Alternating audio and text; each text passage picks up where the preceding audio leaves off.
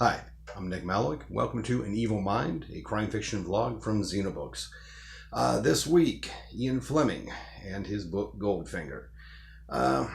Fleming, typical, I suppose, probably of a lot of writers. Not actually the best student. Had a very varied career before finally achieving success as a novelist, although not entirely unsuccessful. But then he was born into the British aristocracy, and a lot of strings were pulled on his behalf at various times, mostly by his mother. His father was killed during World War One. Both his brothers joined him in what became, for a time, the family business in working with special operations forces during World War II in Britain. Both his brother Peter and his brother Richard were involved with this. Brother Peter, also a successful travel writer, and in both appearance and wartime and pre-war activities, could be seen as one of the models for James Bond. There were many of them. Fleming himself always said that Bond was an amalgam of various soldiers and intelligence types that he had worked with. Bond's boss, M, who was modeled on the guy who was Fleming's boss at Naval Intelligence during World War II. After he gets out of that, he goes to work as an editor for a newspaper in London, and this will give you an idea of how fortunes have changed for people. His contract as an editor allowed him 3 months of vacation a year, which he spent at an estate he had built in Jamaica called Goldeneye, after one of the operations that he was part of during World War II. And it was during these vacations, until he finally had enough money to quit his job, that Fleming wrote the Bond novels. Goldfinger is Fleming's 7th novel in the series. Casino Royale was the very first. I, of course, highly recommend it. If you wanted to start there with the series, you could. And from 1953 until Fleming's death in 1964, he wrote about a book a year. A couple of things were published after his death in the mid-1960s. And at various times, various other authors, including some fairly big names such as, yeah, that helps. Yeah, Jeffrey Deaver and John Gardner, who was a well-known espionage writer before taking over the Bond books. He wrote something like 12 or 13 of them in the 1980s and 90s. So, Bond in written form shall always be with us to varying degrees of success. But Fleming was fairly prolific in his lifetime. And like I said, Goldfinger is the 7th book in those. The plot line, among the more faithful adaptations, is the movie.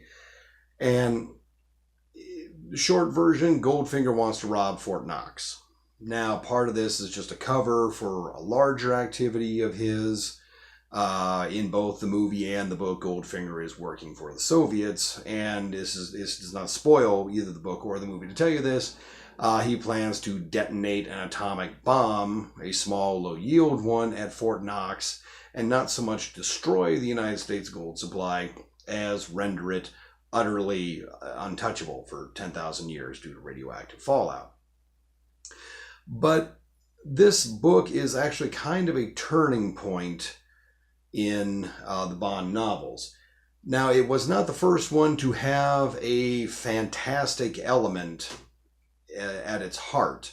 While this is a movie-sized scenario, the 3rd book, Moonraker, actually had what would have been in its era a similarly scaled operation at its heart. The bad guy in that one, Hugo Drax, again, working for the Soviets and a secret former Nazi, decides that he is going to build the world's first ICBM on behalf of the British. Instead, on its test flight, he's going to have it loop back around from the coast of Dover and drop itself on London and kill everybody. Again, pretty high concept. Casino Royale actually much smaller in scale. Bond has to, like in the most recent adaptation, get back some money that someone has, stolen in order to, finance in the movie terrorist operations, and in the book, Soviet spy operations. He's halting, diamond smugglers, and diamonds are forever. He's fighting a big gangster, but not a world-threatening gangster in Live and Let Die, for example.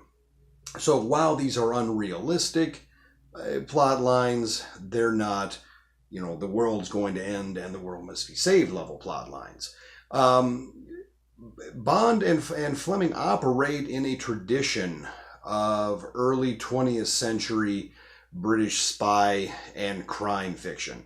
This Bond is very much in the mold of the heroes of John Buchan novels, Bulldog Drummond, who was written by a guy called himself Sapper, by Duckworth Drew, who was, in a novel by someone named William LeQue. I haven't actually been able to read that. I haven't been able to track it down.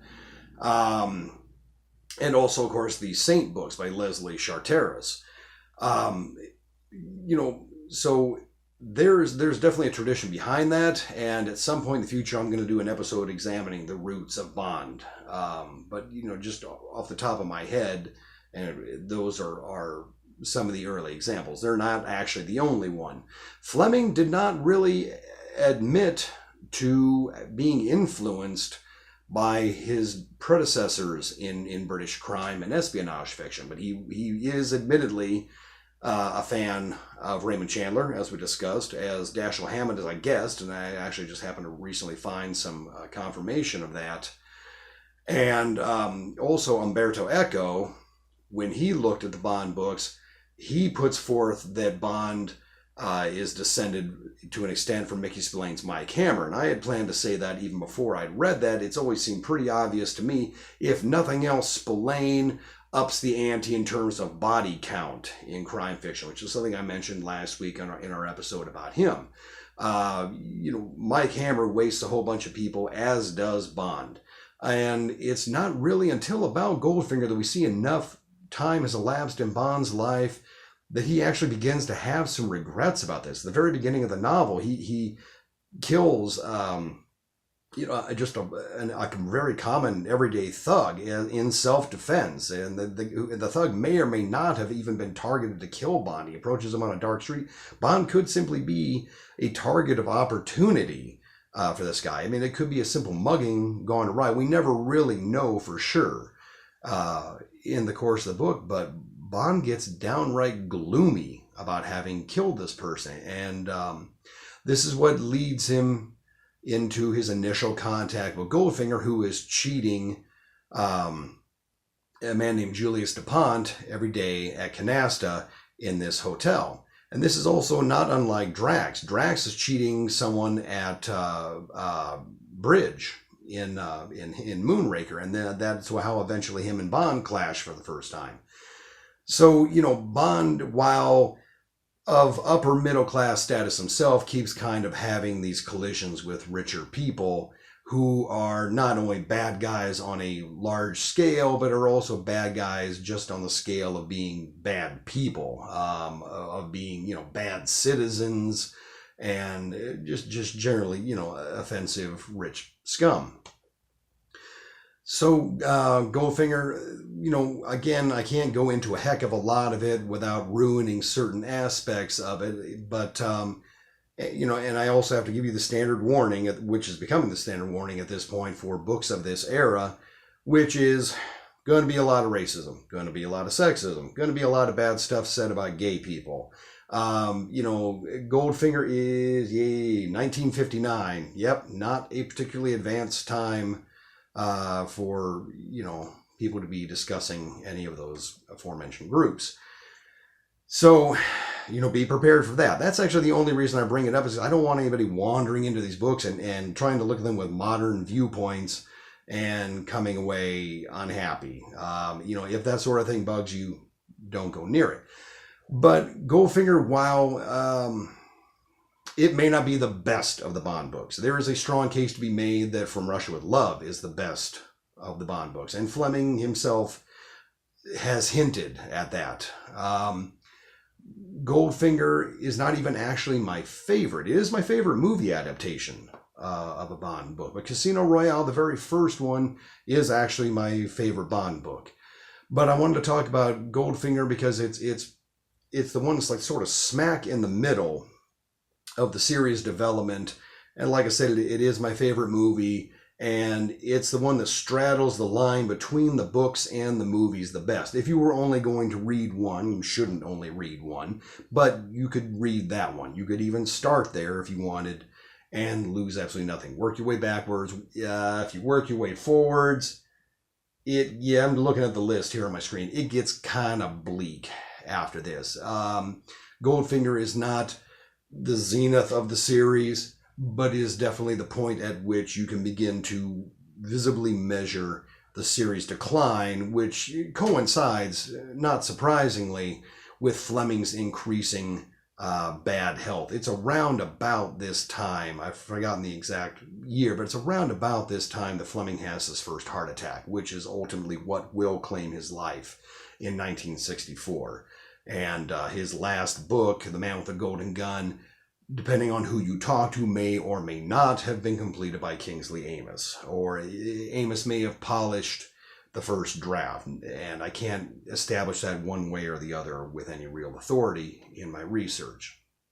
So let's say you did start with Casino Royale, you could safely stop with Goldfinger. The next big book after that, Thunderball, and Thunderball is the one that started life as a movie script and led to 20, no longer than that, really about 40 years worth of legal battles with a director and producer named Kevin McClory. It's eventually how we got the Never Say Never Again film in 1983, because McClory in a lawsuit got the rights to make a film based on Thunderball, even after the film Thunderball had come out in 65, I believe that one was.